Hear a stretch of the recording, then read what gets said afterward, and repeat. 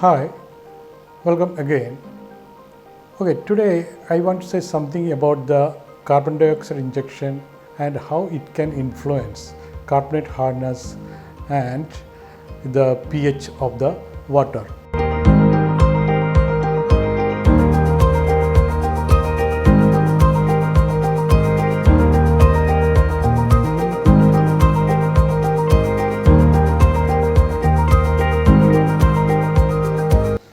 So generally what we can say, these three units or these three factors are closely linked. So we should understand how we can optimize the carbon dioxide injection into the tank without affecting the pH and also by maintaining the correct carbonate hardness. How? Generally we know very well that in a very good planted tank, carbon dioxide injection is always compulsory. Why? The carbon dioxide is one of the main nutrients of the plant, and they fix this carbon dioxide into food, that means sugar molecules, in presence of light, and definitely we will have to provide carbon dioxide into the water. But we have to take some precautions while we are injecting or we inject carbon dioxide into the water. Why? Carbon dioxide, some of the or a small amount of the carbon dioxide can dissolve into water to form carbonic acid. Acid. Then how it can affect the pH of the water. When so much acid in the water, what will happen? The pH will get lowered. And you know that not only the plants but the fish are also there. So if the pH is going down or if there is any clash or if there is wide fluctuations in the pH value, definitely fish will be stressed and that may lead to mortality. How we can avoid this? Here we can talk something about the carbonate hardness. In my previous video, I have already talked about the importance of carbonate hardness. Why? In the sense because of this carbon dioxide injection. Unless we maintain a reasonable value of carbonate hardness around 3 degree kH, we cannot make the pH stable, and that can cause wide fluctuations and it may lead to fish death. We should avoid this. This carbonate hardness is nothing but the lime concentration of the water, and it is also a very good buffer. What is buffer? Buffer in the sense we can say buffer can resist the pH fluctuations if there is a sufficient amount of lime in the water, because lime is a kind of buffer. When we add or when we maintain enough lime in the water, this pH crash can be prevented. So here what I suggested that always when we check the quality of the water, sometimes our normal source of water may not be having enough lime in the water, then we should add extra lime.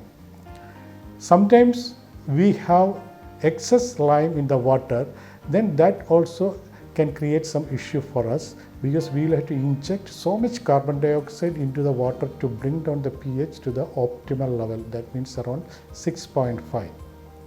How we can increase the buffer capacity of the water or the lime content of the water? There are KH boosters or some kind of we can say lime, calcium carbonate available in the market, and with the guidance or with the help of an expert, you can add enough lime to raise the KH to 3 to 4 degree KH. Beyond that, we are not recommending because that will cause the wastage of carbon dioxide. Then people will say that, sir, we have the bubble counter that we have fixed to our tank and we are releasing 2 to 3 bubbles per second, and somebody told me or advised me that enough for the tank. No. Bubble counter, of course, it's a valuable addition, but more than that we need something extra. What is that? Generally it's an age-old method using the drop checker. This drop checker we fix inside the tank, and there we keep some solution in it. That solution can correctly say whether we are injecting the right amount of carbon dioxide into the water or not. Generally, we need 20 to 30 ppm carbon dioxide in the water. 20 to 30 mg per liter carbon dioxide in the water. And if the water has more lime content, simply you injecting 2 or 3 bubbles per second may not be enough to get that much carbon dioxide, free carbon dioxide in the tank for the plants to do photosynthesis. That means synthesis of food in presence of light. Okay, so how we can achieve that? So there are some parameters or some standards what we can say. Generally, your aquarist or your shopkeeper advises you that what we can say 2 bubbles per second or 3 bubbles per second without knowing the lime content or the carbonate hardness in your water. So I am always suggesting, okay, you can have the bubble counter, but in addition to that, you should keep a drop checker in the tank in order to check whether we are injecting the right amount of carbon dioxide or not. This drop checker contains the solution. If there is not enough carbon dioxide in the tank or in the water, then that will remain blue. We can say the addition is insufficient.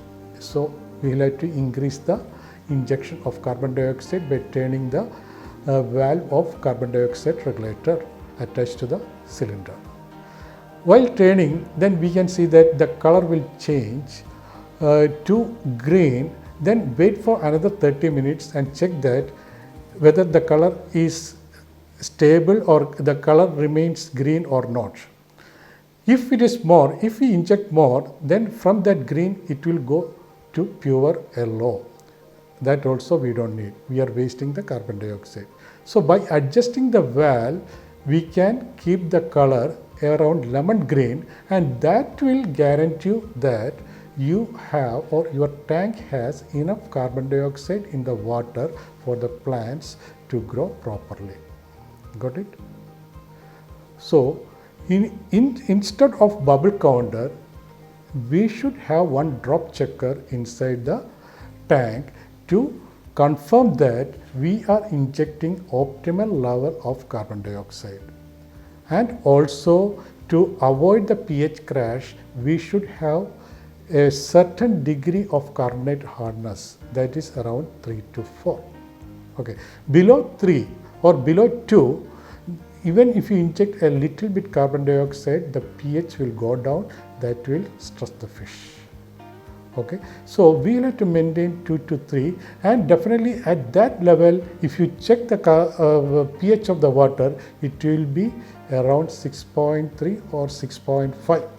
Okay, so this way we can say pH of the water, carbon dioxide injection, carbonate hardness, all are influencing the overall content of the carbon dioxide in the water at the optimal level. Okay, please keep all these things in your mind. When you think of carbon dioxide, think of carbonate hardness and also the pH of the water. Nothing should affect adversely. They should work together to maintain proper pH, proper carbon dioxide level in the water. Thank you.